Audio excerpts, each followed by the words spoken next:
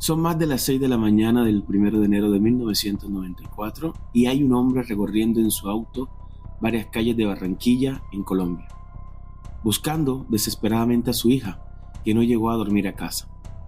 Le pregunta a varios de sus amigos, pero las versiones son muy escuetas. Horas después, es encontrada desnuda, inconsciente y con un disparo en la cabeza.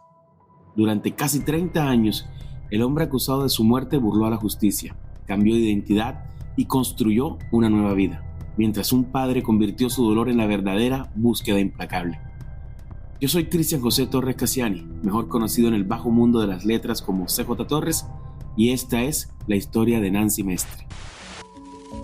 Las historias de CJ llegan a ustedes gracias a Aquí Producciones. Aquí lo tienes todo. Advertencia, este episodio puede incluir contenido sensible que podría resultar perturbador para algunas personas. Se recomienda discreción. La información expuesta en este podcast ha sido obtenida de fuentes públicas abiertas y verificadas. Las historias de CJ son un proyecto de Trucrameros. Trucrameros es la red de podcasters de True Crime más grande de Latinoamérica. El Colegio Marymount de Barranquilla es uno de los más prestigiosos de Barranquilla, una ciudad ubicada al norte de Colombia, vecina de mi natal Cartagena, la de Indias, y es conocida como la capital del Caribe.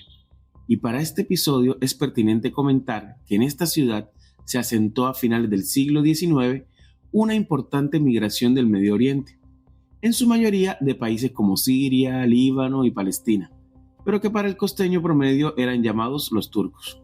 Así pues, a la par de los Saad llegaron los Turbay, Haddad, Al-Jure, Abdala, Farah y hasta los Mebarak, los mismos de Shakira, quien también es barranquillera. Y de este colegio era estudiante de último año de bachillerato Nancy Mariana Mestre Vargas, una joven de 18 años, alegre, optimista, estudiosa y soñadora. Quienes la conocían la recuerdan como una joven risueña, extrovertida, responsable, y quizás su cualidad más importante es que era profundamente dedicada a sus estudios. En 1993, Nancy tenía un sueño claro: estudiar Derecho Internacional en los Estados Unidos. Para lograrlo, pasó todo ese año preparándose, presentando exámenes y buscando oportunidades que le permitieran salir del país. La mañana del 31 de diciembre de 1993, Nancy entró emocionada a su casa para dar una noticia a su padre, Martín Mestre. Cuenta Martín que su hija le dijo: «Papi, te tengo dos noticias, una buena y una mala. La buena, había obtenido uno de los mejores puntajes en las pruebas para estudiar en Estados Unidos. La mala, eso significaba que pronto tendría que irse». Ese mismo día, Nancy le pidió a su madre que le ayudara a convencer a su padre para poder salir en la noche de fin de año con su enamorado. El padre de Nancy, Martín Mestre, es un hombre estricto. No solía permitir salidas nocturnas, y mucho menos en la madrugada. Para él, la prioridad de su hija siempre fueron los estudios, pero esa mañana era distinta. Nancy había cumplido, había estudiado durante todo el año, había pasado los exámenes, había demostrado disciplina y compromiso. Entonces su madre, Nancy Esther Vargas, intervino. Le dijo a su esposo que dejara salir a la niña, que se lo merecía. Finalmente, Martín aceptó, pero puso una condición clara: recibimos el año nuevo en familia y tienes permiso después de pitos, hasta las 3 de la mañana, no después. Los pitos es como se conoce popularmente en la mayoría de los pueblos de la costa caribe colombiana a ese delgado espacio de tiempo entre la agonía del viejo año y la alegría del nuevo ciclo. Son como una especie de alarmas o cornetas que ponen las emisoras a todo volumen al ritmo de la tradicional música de fin de año. Nancy aceptó, subió a su habitación a arreglarse. Nadie en esa casa siquiera podía sospechar que esas serían las últimas horas que la verían con vida. La tarde del 31 de diciembre transcurrió sin nada fuera de lo común. Llegó la noche, la familia Mestre se reunió en la habitación de su otro hijo, Martín Eduardo, o Martín Jr., como le decían de cariño, pues este se había lesionado la rodilla jugando fútbol y no podía caminar al 100%. Así que recibieron el año juntos en la habitación de Martín Eduardo, y como es habitual, en Año Nuevo brindaron con un vino espumoso de manzana. Rieron, celebraron, festejaron. Cerca de la 1 de la madrugada, alguien tocó la puerta. Era el novio de Nancy. Había llegado a buscarla. El joven se movilizaba en una camioneta Chevrolet 1500 último modelo para la época, es decir, 1993, de color blanco marfil con negro. Con él venía uno de sus mejores amigos, quien se quedó en el vehículo. El padre de Nancy lo recuerda bien. Recuerda que parecía un muchacho educado, elegante, bien hablado, proveniente de una familia reconocida y acomodada de Barranquilla. Antes de que Nancy saliera, Martín le dijo una sola frase al joven: «¿Me la cuidas?». Y volvió a repetirle la condición, solo hasta las 3 de la mañana. Nancy salió de su casa, cerró la puerta, subió a la camioneta y esa fue la última vez que su padre la vio con vida. Esa noche Martín Mestre no pudo conciliar el sueño con facilidad. Había tomado unos medicamentos fuertes y, como se mencionó antes, su hijo se estaba recuperando de una cirugía en la rodilla. De hecho, su hijo también insistió para que le diera el permiso a su hermana Nancy. Aún así, antes de acostarse, hizo algo que siempre recordaría. Dejó la luz del pasillo encendida. Lo hizo pensando en su hija, pensando que cuando regresara no se tropezara, pensando que entraría en silencio, apagaría la luz y se iría a su cuarto como siempre. Martín se recostó, habló un momento con su esposa y finalmente se quedó dormido. Las 3 de la mañana llegaron y pasaron. En la casa nadie escuchó una puerta abrirse, nadie escuchó paso, nadie escuchó la luz apagarse. En ese momento el silencio comenzó a pesar. A las 5:45 de la madrugada, Martín despertó sobresaltado. Se había quedado dormido, pero una extraña sensación lo levantó. Esa sensación que aparece cuando sabemos que las cosas no están bien. Se levantó de la cama, abrió la puerta de su habitación y vio algo que lo paralizó. La luz del pasillo seguía encendida. Caminó rápido hacia el cuarto de su hija. Abrió la puerta, la cama estaba tendida, el cuarto estaba vacío. Fue al cuarto de su hijo, él dormía profundamente.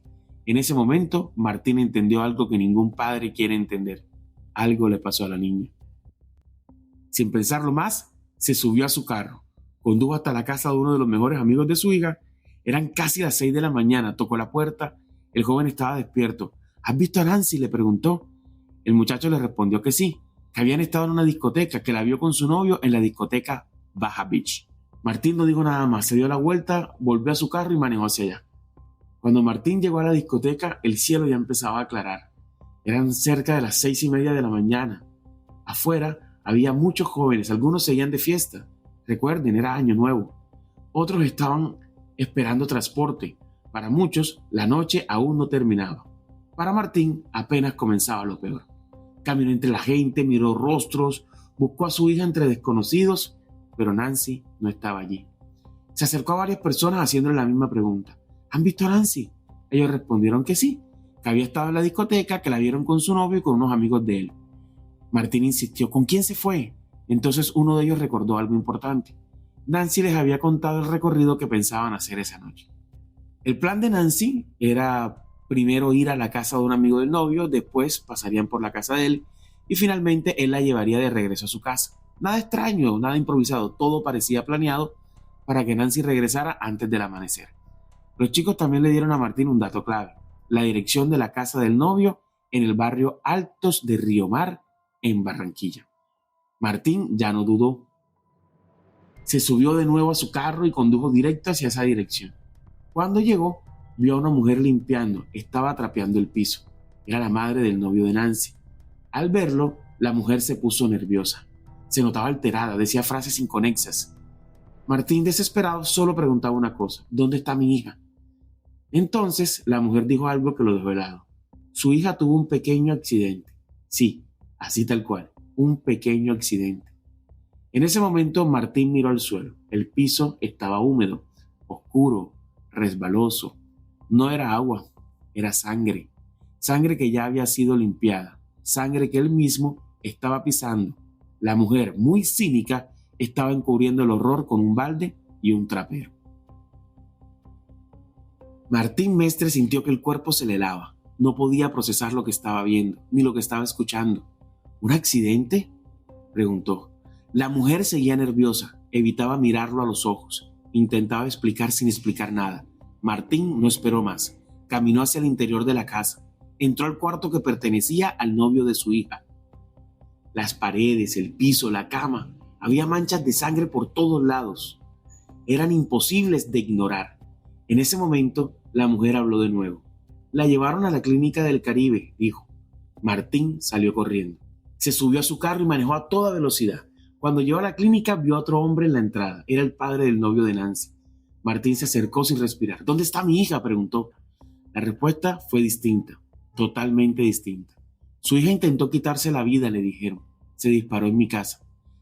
2 versiones, 2 historias, ninguna tenía sentido. Martín no discutió, no gritó o no preguntó más. Caminó directo a buscar a los médicos. Allí le explicaron que Nancy había llegado en estado crítico, que estaba gravemente herida, que había recibido un impacto de bala en la cabeza, que estaban haciendo todo lo posible por salvarla. Mientras Martín hablaba con el personal médico, el padre del novio se fue del hospital. Les adelanto que los padres del novio morirían solo 2 años después. Dicen que de pena moral. Sus nombres eran Alberto Saade e Inés Cormane. Alberto era comerciante e Inés se dedicaba al hogar. Nadie volvió a verlo allí. Y como un dato espeluznante, el cuerpo de Nancy había llegado a la clínica desnudo, envuelto en una sábana. Pero la sábana tenía arena, tierra y estaba llena de cadillos, o pega-pega como se le dice en la costa, que indicaban claramente que el cuerpo de Nancy estuvo precisamente en medio de la maleza o del monte, en un punto entre la casa de su novio y la clínica. Años más tarde, la investigación determinaría que su novio, en compañía de terceros, intentaron deshacerse del cuerpo en un terreno baldío en la vía a Puerto Colombia. Pero al notar que Nancy aún respiraba, decidieron llevarla a la clínica. Esto hizo que se perdieran horas críticas en la atención de Nancy, aunque otras versiones sostienen que también tuvieron miedo de ser descubiertos y por eso decidieron llevarla al hospital. Volviendo a la clínica, desde allí Martín llamó a su esposa. Ella llegó poco después. Se abrazaron, lloraron, rezaron, pasaron las horas. Después de más de 12 horas de cirugía, los médicos salieron. Su hija está viva, les dijeron, pero está en coma. Ahora todo quedaba en manos de Dios. Y por supuesto de Nancy. Nancy permaneció en coma 1 día, 2 días, 3 días. Su familia no se movía del hospital. Le hablaban, le cantaban, le tomaban las manos. Su padre no pensaba en culpables, no pensaba en versiones, no pensaba en justicia. En ese momento solo quería que su hija despertara. Pasaron 9 días. 9 días de rezos. 9 días de esperanza sostenida a la fuerza. Pero llegaron las 2:10 de la tarde del 9 de enero de 1994 y un médico salió a hablar con la familia. No hizo falta que dijera mucho. Lo sentimos, Nancy acaba de fallecer. Tenía 18 años.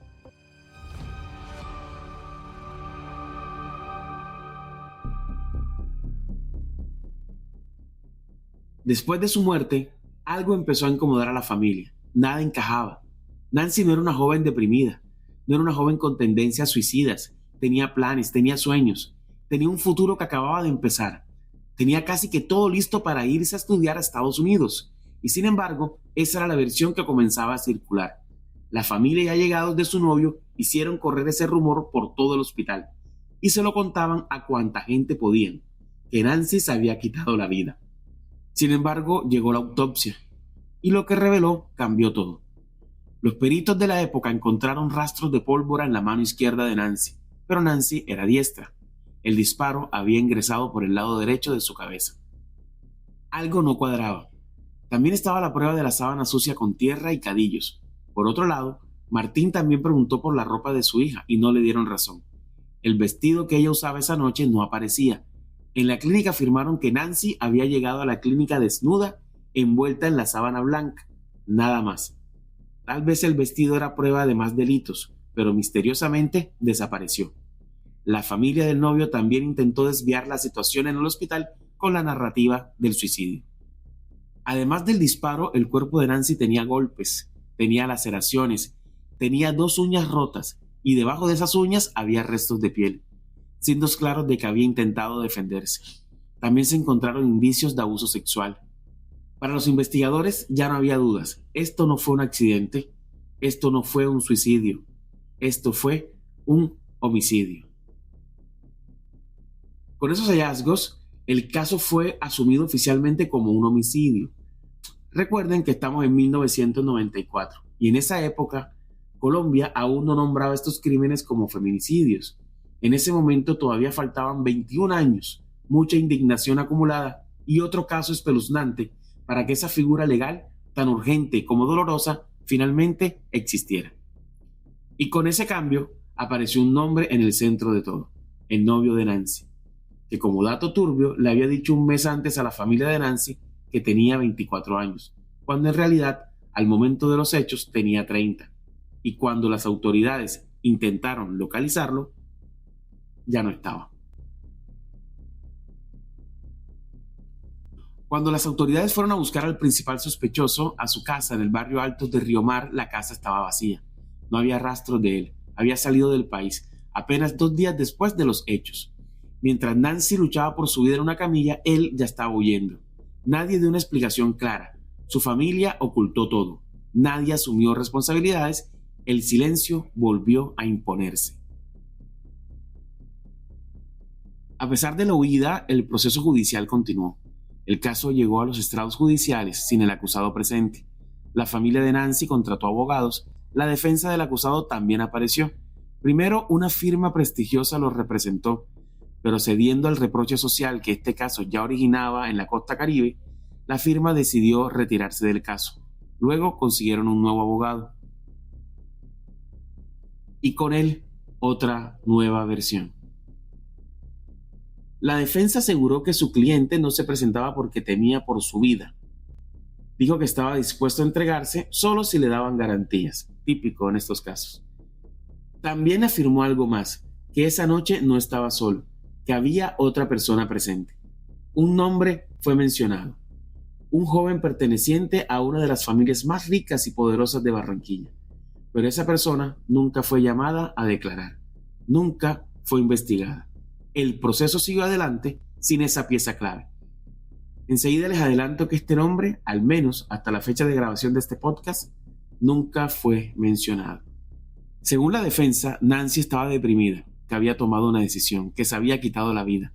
Pero esa versión chocaba de frente con la evidencia científica, la autopsia. Las heridas, las uñas rotas, la pólvora en la mano equivocada, el cadillo en la sábana, el vestido desaparecido, el intento de ocultar el cuerpo. Todo estaba en contra del acusado, y ni siquiera el dinero y los intentos desesperados de su familia por ocultarlo podían contrarrestar la evidencia. Nada respaldaba la historia del acusado. Así que el 5 de julio de 1996, el juez tomó una decisión: condenar al acusado. Su nombre, Jaime Saade Cormane, de 30 años a 27 años de prisión, por el homicidio de Nancy Mestre. Para la familia Mestre fue un momento de alivio. Pensaron que ahora sí comenzaría la verdadera búsqueda, que sería cuestión de meses para que lo capturaran. No imaginaban que pasarían casi 3 décadas antes de volver a saber de él. Tiempo después se sabría que mientras Nancy luchaba por su vida, Jaime Saade viajó ese mismo 1 de enero a Bogotá, aprovechando que la atención de la familia de Nancy estaba en ella y no en perseguirlo. Luego saltó de Bogotá al sur del país. Cruzó la frontera por Leticia hacia Tabatinga, en Brasil. Pero eso lo desarrollaremos más adelante. Mientras, volvemos al momento en que Martín entendió que dependía de él atrapar al asesino de su hija. A partir de ese momento, la vida de Martín Mestre cambió para siempre. Dejó de ser arquitecto, se olvidó del duelo y se convirtió en un hombre con una misión: atrapar al asesino de su hija. Y es aquí donde comienza la verdadera búsqueda implacable. Martín tomó cursos de inteligencia y contrainteligencia. De hecho, Martín es capitán de navío de la Reserva Activa de la Armada Nacional de Colombia. Un hombre muy cercano a la milicia que con disciplina aprendió a rastrear, a seguir pistas y en general a reconstruir silencios. Durante años dibujó cómo podría verse el rostro de Jaime Saade. Con el paso del tiempo, esos dibujos los llevó a oficinas de la Interpol, a estaciones de policía, a cualquier lugar donde alguien pudiera ayudarlo. Y todos estos dibujos en los tiempos donde no había IA ni simuladores de crecimiento. Martín caminó por parques, se sentó en plazas, habló con desconocidos. A cada persona le contaba la misma historia. Les mostraba una foto. ¿Usted ha visto a este hombre? Preguntaba. Los años pasaban. Él no se detenía, incluso cuando recibió amenazas, incluso cuando le pidieron que soltara el caso. Nunca lo hizo, pero el tiempo pasaba y Jaime Saade ya era un fantasma. Y la justicia barranquillera dormía el sueño de los justos, hasta que llegó 1997. 3 años después del crimen y una pista anónima reanimó todo. Era una carta, escrita a mano, que apareció debajo de su puerta y cuyo autor, hasta la fecha de grabación de este podcast, continúa en el anonimato. La teoría que esa carta puso sobre la mesa era aterradora. Según el anónimo, Nancy esperaba impaciente en la camioneta de Jaime Saade a las afueras de la casa de este. Ella pitaba y pitaba el claxon, pero Jaime no salía. Entonces ella bajó de la camioneta y entró al cuarto en la casa de su novio y vio lo que no tenía que ver. Al parecer, su novio y otros hombres estaban maquillados y vestidos como mujeres mientras se tocaban entre ellos en un tono sexual. Nancy intentó huir, pero uno de ellos le ordenó a Jaime que la detuviera. Hubo un forcejeo, la situación se salió de control, sonó un disparo y luego el silencio. Esta carta, escrita por un anónimo o anónima, revalidaba lo ya confirmado por la ciencia forense, que Nancy no se suicidó. Así que esta carta se convirtió en el aliciente para que Martín continuara su búsqueda implacable. Con el paso de los años, Martín continuó dibujando cómo podría verse Jaime Saade, 5 años después, 10 años después, 20 años después, y repito, en tiempos donde no había IA ni simuladores de crecimiento, y no contrataba dibujantes profesionales. Él mismo hacía los dibujos. Esos dibujos los llevó a oficinas de la Interpol, a dependencias policiales, a cualquier funcionario dispuesto a escucharlo. A veces pasaba 5 o 6 horas esperando, bajo el sol, bajo la lluvia. No importaba. Para Martín lo único que le daba sentido a su vida era atrapar al asesino de su hija. Y cuando el día terminaba, no se iba a casa. Se iba para el centro, para los barrios, para las canchas, para cualquier lado menos para su casa. Con el tiempo, esto le costó el matrimonio. Su esposa se marchó a vivir a España. Allá comenzó una nueva vida. Se casó de nuevo. Pero digamos que en términos generales fue una separación, digamos, amistosa. Hasta el día de hoy, su relación sigue siendo cordial. Se apoyan mutuamente, pero hay que decirlo, la búsqueda del asesino de su hija le costó el matrimonio a Martín. Con los años llegaron las redes sociales, en especial Facebook, y para Martín significó una oportunidad única. Ahora podía amplificar su búsqueda a otros territorios. Lo primero que hizo fue crear un grupo, que a día de hoy sigue activo. Aunque cambió de nombre varias veces, inició como uno llamado Justicia para Nancy, y el más popular de todos, Extradición para Jaime Saade Cormane Ya. El grupo todavía existe por si quieren investigar un poco más. En medio de esa búsqueda, Martín descubrió un dato clave. 2 días después del crimen, familiares de Saade retiraron 25 millones de pesos del banco, una cifra bastante alta para la época. Trayéndolos a valor presente son casi 300 millones de pesos, más de $80,000, suficientes para iniciar otra vida en cualquier parte del mundo. Ese dinero terminó en manos de Jaime, pero Martín no desistió y descubrió que su familia y él permanecían en contacto. Y esto Martín lo aprovecharía al máximo. Y es que durante años la familia de Jaime Saade Cormane mantuvo una línea de encubrimiento que no solo consistió en guardar silencio, sino en hablar en clave, mover información de forma fragmentada y proteger cualquier rastro que pudiera conducirlo hasta él. En medio de esa búsqueda, Martín Mestre decidió hacer algo que no suele hacer un familiar, pero sí alguien que entiende que la justicia sola no siempre alcanza: infiltrarse. Para eso, creó perfiles falsos en las nacientes redes sociales y empezó a acercarse al círculo de los Saade, haciéndose pasar incluso por un paisano de Aracataca, de donde era oriundo Jaime Saade. Aracataca, sí, el famoso pueblo del Magdalena, famoso porque ahí nació otro hombre, uno de verdad, Gabriel García Márquez, quien a propósito era amigo de Martín Mestre y quien además le dedicó un libro. El libro se lo dedicó con la frase: para Martín Mestre, astronauta de tierra firme.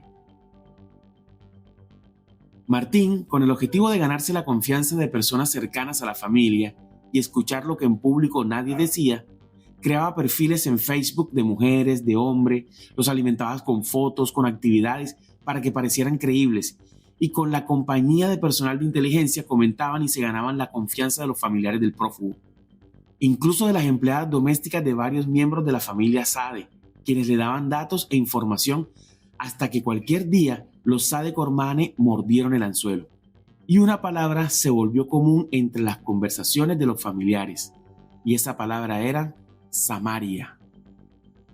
De hecho, cuenta Martín Mestre que el mismo Saade llegó a hablar con personal de inteligencia, pero él creía que al otro lado había una mujer interesada en él.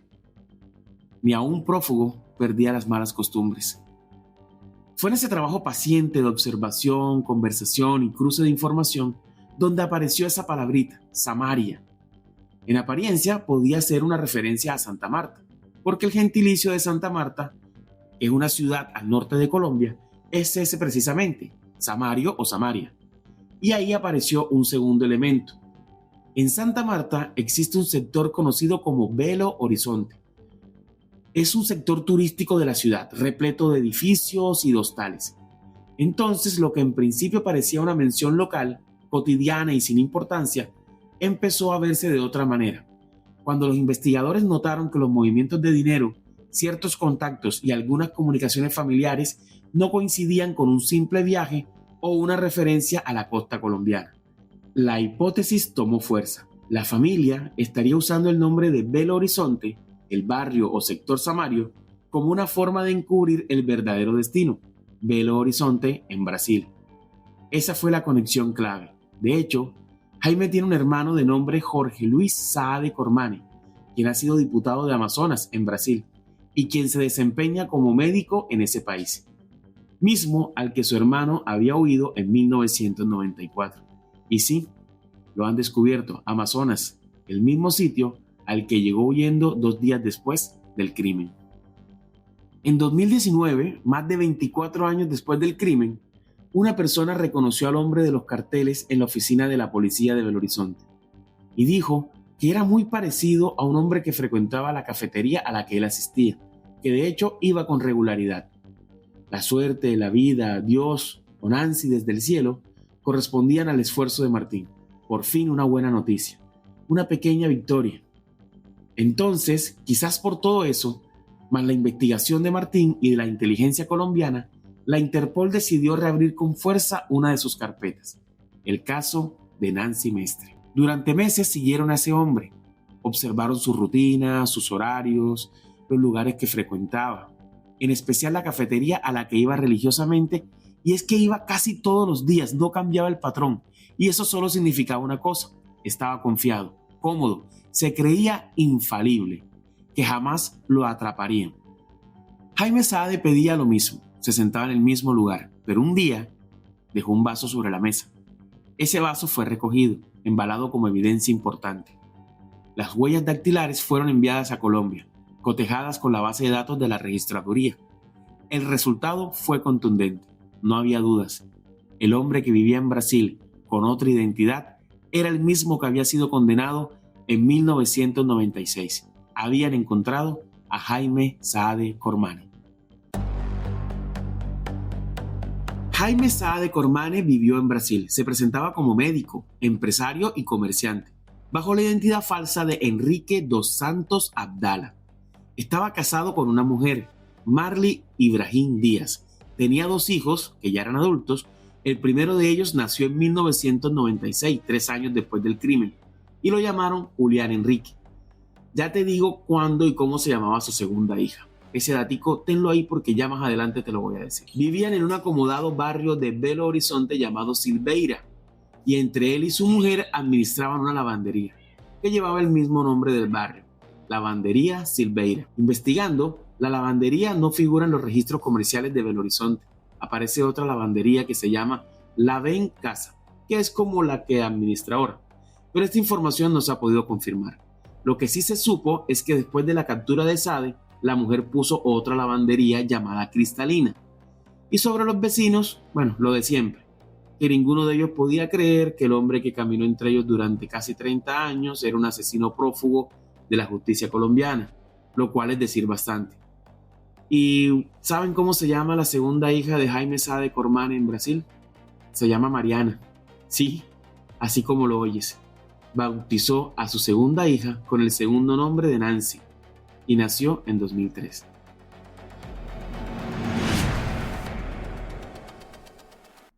Su pareja, Marli Ibrahim Díaz, madre de sus 2 hijos en Brasil, en julio de 2020 escribió una carta que trascendió en varios medios de comunicación locales. Allí citó momentos de su vida personal al lado del, abro comillas, maravilloso, cierro comillas, hombre que la vida le dio. E incluso habló de la situación judicial de este en Colombia, que su esposo era un hombre normal, hincha del flamenco, un hombre íntegro, inocente en todo sentido.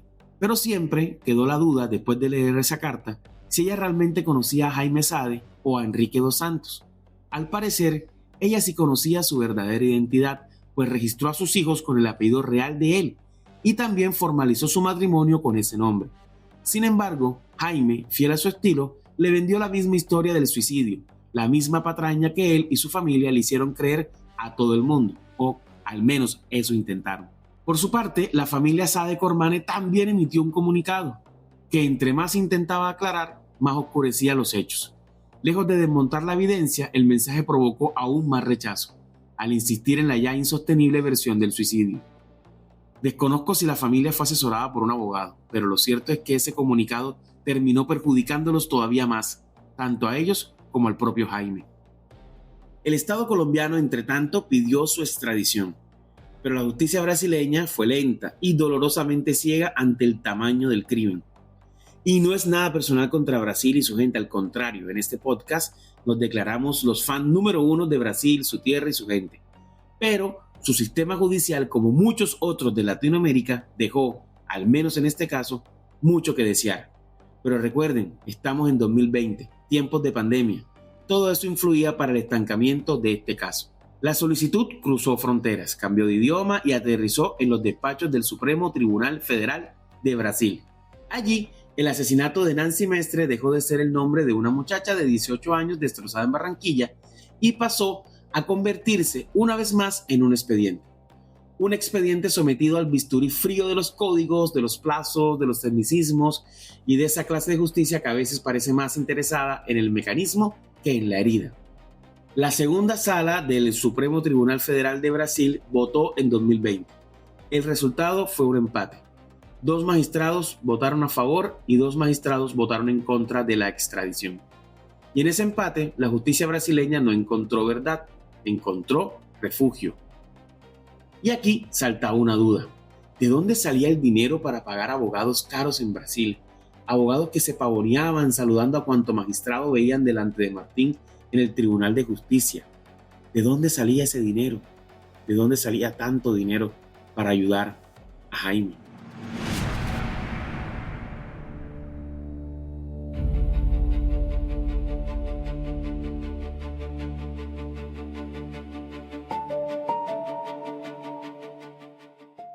Y bueno, como no hubo mayoría, apareció el viejo principio de siempre. Indubio pro reo. La duda favorece al acusado. La duda protege al procesado. En términos prácticos, terminó protegiendo a Jaime Sá de Cormane, un hombre ya condenado en Colombia por el homicidio de Nancy Mestre. La extradición fue negada. Así que, situación complicase. Fue negada porque 2 magistrados sostuvieron que el crimen había prescrito según la legislación brasileña, es decir, 20 años. Y así, la justicia brasileña hizo algo que las instituciones suelen hacer con elegante cobardía. No absolvió, pero tampoco reparó. No limpió el nombre de Jaime Sade, pero le regaló tiempo. No negó la tragedia, pero la empujó hacia el borde de la impunidad. Jaime, obviamente, lo primero que hizo después de ese fallo fue, entre comillas, perderse. Se fue a la casa de uno de sus hermanos y desapareció un tiempo. Y obvio, ¿no? Para la familia Mestre, aquello fue un mazazo. 30 años después del crimen, la discusión no era sobre Nancy, ni sobre la brutalidad de su muerte, ni sobre la fuga del condenado. La discusión era sobre si el calendario merecía más respeto que la memoria de una mujer asesinada. El reloj corría y Martín Mestre tenía el tiempo en contra, porque el caso de Nancy Mestre estaba a punto de prescribir. Ya iban a pasar 30 años. Martín Mestre lo entendió con una claridad feroz. si dejaba de presionar, el sistema se tragaría a Nancy por segunda vez. Primero la había perdido en una madrugada de sangre, después podía perderla en una sala de magistrados, entre votos divididos, tecnicismos y silencios. Incluso Jaime podía escapar de nuevo y esta vez podría ser definitivo. Por eso no soltó el caso, impugnó la decisión, insistió, golpeó puertas, movió prensa, le recordó al Estado colombiano y al brasileño que Nancy, su hija, no era un número de radicado más. Entonces el caso volvió a moverse. La presión mediática creció como una ola imparable y la insistencia jurídica se volvió simplemente imposible de ignorar. Lo que antes parecía una derrota definitiva, una puerta cerrada para siempre en la cara de un padre destrozado, empezó a agrietarse. Y en esa quiebra apareció una luz. Llegó de la mano de una abogada, pero no cualquier abogada, una experta en Derecho Internacional. Sí, la misma carrera que la joven Nancy Mestre soñaba con estudiar antes de que le arrebataran la vida. Su nombre, Margarita Sánchez Escobar, socia de la prestigiosa firma Miller & Chevalier en Washington, D.C. Su intervención legal fue el golpe maestro que logró lo impensable, que la Corte Suprema de Brasil revocara su propia decisión y aprobara, por fin, la extradición de Jaime Saade. Pero Margarita no estaba sola en esa batalla transnacional. En el terreno, pisando el suelo donde el asesino se escondía, estaba su aliado estratégico, el hombre que lideró la defensa directamente en Brasil y que acompañó a Martín Mestre en cada rincón de ese laberinto judicial, el abogado penalista brasileño Bruno Barreto Teixeira. Juntos tejieron una red legal tan perfecta que el prófugo no tuvo más remedio que caer. Así que en abril de 2023, la misma segunda sala del Supremo Tribunal Federal rectificó su decisión. Esta vez, la votación fue 3-2 a favor de la extradición. Fue una decisión histórica porque, y esto no es un detalle menor, nunca antes ese tribunal había rectificado un fallo. De hecho, una de las magistradas pidió perdón a la familia Mestre. Se reconoció que Jaime Saade Cormane había cometido en Brasil un nuevo delito, falsificación de documento público, al vivir bajo la identidad falsa de Enrique dos Santos Abdala. Y bajo la propia legislación brasileña, ese nuevo delito interrumpía el conteo de la prescripción. Es decir, el mismo sistema que antes había estado a punto de dejarlo escapar por el reloj, tuvo que admitir después que ese reloj se había detenido cuando él decidió esconderse detrás de otro nombre. Pero hubo algo todavía más importante. El magistrado Edson Fachin y quienes respaldaron la extradición entendieron que el caso no podía seguir leyéndose como una discusión notarial sobre fechas. Entendieron que allí había una obligación de debida diligencia frente a la violencia contra la mujer, en línea con la Convención de Belém do Pará. Entendieron, por fin, que no se estaba discutiendo únicamente una prescripción penal, se estaba discutiendo si el asesinato de una mujer podía quedar impune por culpa de un tecnicismo. Y esa vez, al menos esa vez, la justicia dejó de esconderse detrás del formalismo. La extradición fue aprobada. El 11 de abril de 2024, ya vamos en 2024, Jaime Saade Cormane, en un vuelo comercial de Avianca, fue finalmente extraditado a Colombia. En ese mismo vuelo, como pudo, el escritor e investigador Juan Guillermo Mercado se embarcó y alcanzó a hacerle 5 preguntas por escrito a Jaime Saade, pero Jaime contestó solo una. Y curiosamente, intentando seguir con el disfraz, lo hizo en una mezcla de portugués con español, el famoso portuñol. Como dato curioso, la ropa que usó Jaime Saade en ese vuelo y que es con la que salen las miles de fotografías y videos que le hicieron a su llegada a Colombia, fue prestada por uno de los policías que lo fue a buscar. Porque Jaime estaba en pantaloneta y chancletas en la cárcel en unas condiciones difíciles y uno de los policías al verlo pensó que Avianca no lo iba a dejar subir al avión así. Entonces le prestó los zapatos que de hecho eran un regalo de la esposa del policía. Yo la verdad no sé si se los volvió a pedir. Entonces a Colombia no volvió un sospechoso y esto hay que dejarlo claro. Regresaba un hombre condenado, prófugo durante décadas, al que por fin el tiempo dejó de proteger. En Colombia, la sentencia de 1996 seguía intacta. 27 años de prisión por homicidio agravado. Jaime Saade Cormane regresó a Colombia el 11 de abril de 2024, esposado, con las curiosas esposas púrpuras, apresado por 2 mujeres policías, una en cada lado. Volvió con una condena vieja esperándolo al otro lado de la pista. Volvió como un feminicida condenado que había logrado comprar tiempo a punta de fuga, identidad falsa y lentitud institucional.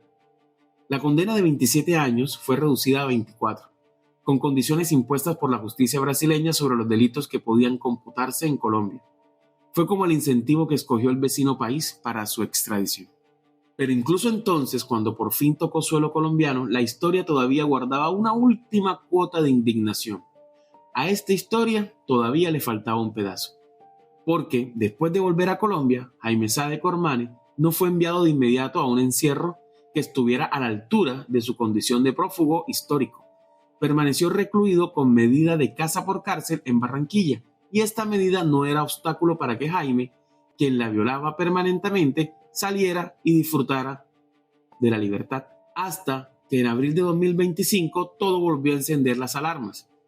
Jaime Sá de Cormane fue visto durante una diligencia médica en el norte de la ciudad sin esposas y sin la vigilancia debida, y esto armó un revuelo nacional. Una escena que hizo pensar a muchos que la impunidad todavía no estaba derrotada, que todavía tenía grietas por donde podía escaparse. Entonces se formó un escándalo y el INPEC, que es el Instituto Nacional Penitenciario Colombiano, reaccionó a este escándalo mediático y el 23 de abril de 2025 abrió investigación disciplinaria por las fallas en el protocolo y ordenó el traslado inmediato de Sade a Valledupar, advirtiendo que existía un riesgo de fuga y la necesidad de cortar de raíz cualquier beneficio irregular o negligencia en la vigilancia. Después de todo, no era un detalle menor y no se trataba de un preso cualquiera. Se trataba de un hombre que había pasado más de 3 décadas prófugo, escondido detrás de otro nombre y de otra vida. Su nuevo destino sería la cárcel de Valledupar, conocida como la Tramacúa, donde en la entrada hay un cartel que dice «Bienvenidos al infierno». Así que ya se pueden hacer una idea de qué cárcel estamos hablando. La Tramacúa, además, no solo carga con su reputación de encierro severo, sino que diversos reportes periodísticos han documentado que durante años han habido denuncias por condiciones extremas dentro de ese establecimiento, calor sofocante, restricciones de agua y un historial que la convirtió en símbolo del lado más hostil del sistema penitenciario colombiano. Dicho de otra forma, es la peor cárcel de Colombia, a donde envían a los peores criminales del país. Allí fue enviado Jaime Sá de Cormane, a la Tramacúa, y ahí permanece hasta el momento de grabación de este podcast en junio de 2026. Se hizo justicia.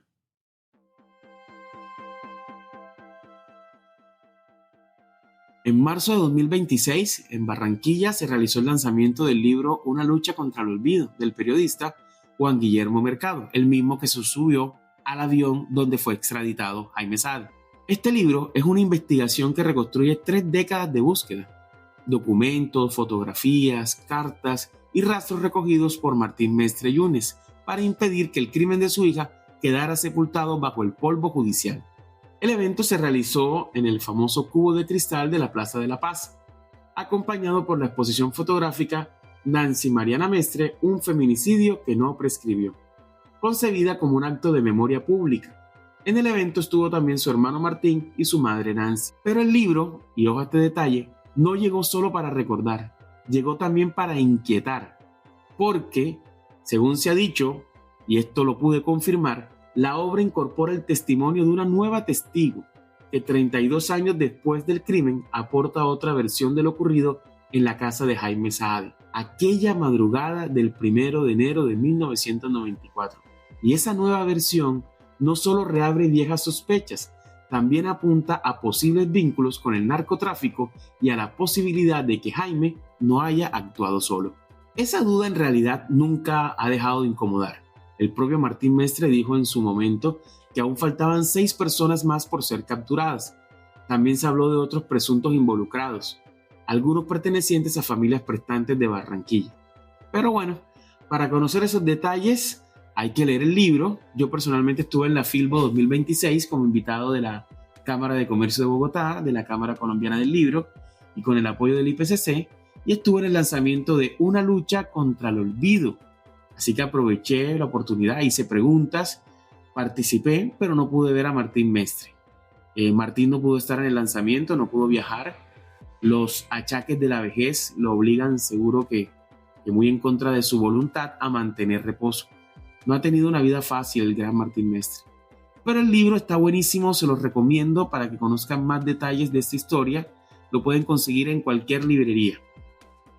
Si quieren ver, por ejemplo, las preguntas que le hizo el periodista Juan Guillermo Mercado a Jaime Sá de Cormán en el avión, las preguntas ahí están escritas, las pueden conseguir en el libro. Si quieren conocer más detalles de lo que pasó ese 31 de diciembre de 1993, también están dentro del libro. Si quieren conocer la versión de la testigo que estuvo en la casa de Jaime Saade ese 1 de enero, también lo pueden ver en el libro. Así que es imposible ignorar ese libro, así que vayan por favor a su librería de preferencia, la librería más cercana o su tienda online más cercana, y por favor compren Una lucha contra el olvido. Está buenísimo. En mayo de 2026 a Jaime se le fue negado otro recurso de libertad, es decir, le niegan la solicitud de prescripción de pena.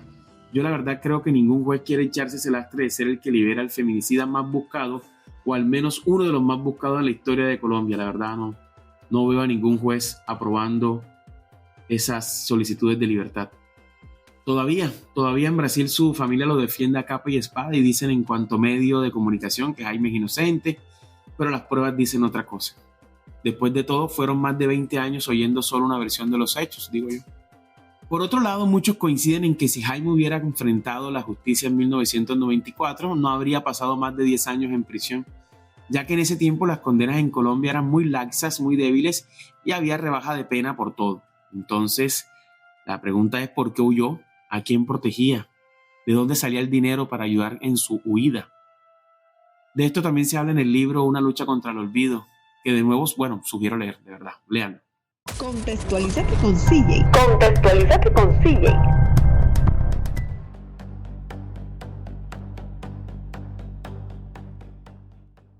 En Colombia, el crimen de Nancy Mestre ocurrió en un momento especialmente convulso. Apenas unas semanas antes, el 2 de diciembre de 1993, había sido abatido en Medellín Pablo Escobar Gaviria, un hecho que marcó un punto de quiebre en la guerra del narcotráfico y mantuvo al país entero en una tensión impresionante. De hecho, Martín cuenta que ese 31 de diciembre de 1993, cuando Nancy salió de su casa, ese hecho lo mantenía con mucha esperanza de que todo iba a mejorar, de que el país iba a ir por el buen camino. Pocas semanas después, ya en enero de 1994, seguimos en contexto, ocurrió la masacre de La Chinita en Apartadó el 23 de enero, donde fueron asesinadas 35 personas, otro episodio brutal de la violencia colombiana de esos años. A nivel internacional, en contexto, el 7 de diciembre del 93 en Nueva York, Colin Ferguson abrió fuego en un tren de Long Island y mató a 6 personas, dejando además 19 heridos. Y el 1 de enero de 1994, mientras Nancy Mestre agonizaba tras el ataque, comenzó en Chiapas, México, el levantamiento zapatista del EZLN, Ejército Zapatista de Liberación Nacional. Un hecho armado que dejó más de 150 muertos durante sus primeros 12 días y que realmente acaparó muchísimos titulares y muchísimas hojas de prensa y muchísimas horas de prensa. Y esto también en parte eclipsó otras noticias, como por ejemplo la de Nancy Mestre. También en enero de 1994, el juicio de los hermanos Menéndez, ¿se acuerdan? El juicio de los hermanos Menéndez, que asesinaron a sus padres, terminó con jurados bloqueados, manteniendo vivo uno de los casos de parricidio más famosos de Estados Unidos. El 6 de enero de 1994, seguimos en contexto, la patinadora Nancy Kerrigan fue atacada en Detroit en un caso que se volvió escándalo mundial. De esto creo que también hay un documental en Amazon. Y el 21 de enero de 1994, Lorena Bobbitt se hizo famosa porque esta mujer fue aquella mujer que cortó el órgano sexual de su marido. Fue declarada no culpable por razón de insanidad temporal en el proceso que ya era uno de los casos más mediáticos de aquella década y que todavía al sol de hoy sigue dando de qué hablar.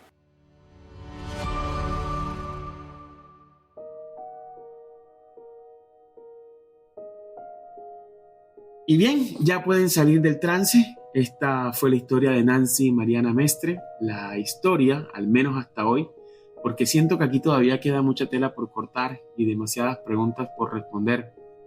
Cada vez parece más claro que Jaime no actuó solo, que su fuga obedecía a algo más grande y que en el fondo le temía a algo o a alguien. Solo él podrá sacarnos de la duda o de las dudas.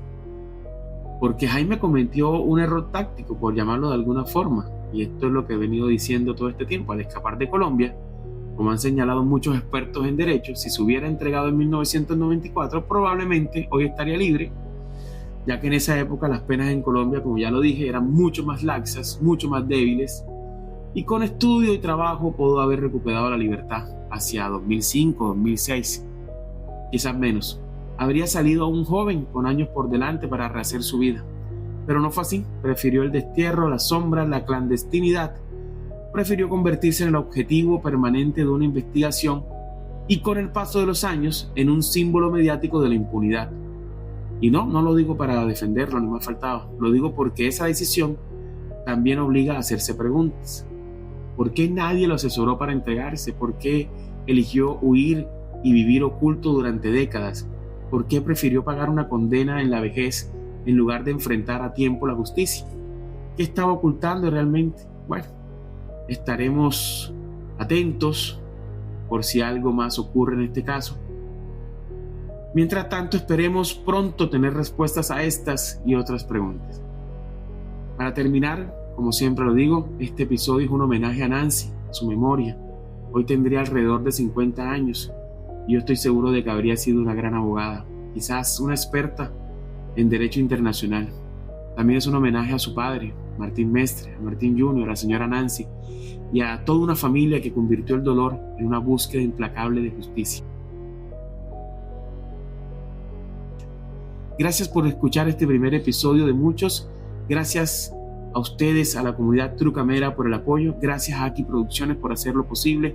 Y gracias a cada oyente que se quedó hasta el final para escuchar. Si pueden compartir este episodio con más amantes del True Crime, con sus amigos, con sus familiares, con sus compañeros, se los voy a agradecer infinitamente. Y si quieren invitarme a un cafecito, pueden hacerlo a través de PayPal, apoyar mi trabajo. Pueden hacerlo a través del correo torrescasiani, Casiani con doble S y ambas y de puntico, torrescasiani@gmail.com. Ahí a través de PayPal me pueden enviar sus donaciones, me pueden enviar un cafecito para que podamos seguir haciendo estas historias que tanto necesitamos para que la memoria de aquellas personas que ya hoy no están con nosotros no queden en el olvido. Yo soy CJ Torres y estas son mis historias, y recuerda, la muerte está tan segura de su victoria que nos da toda una vida de ventaja.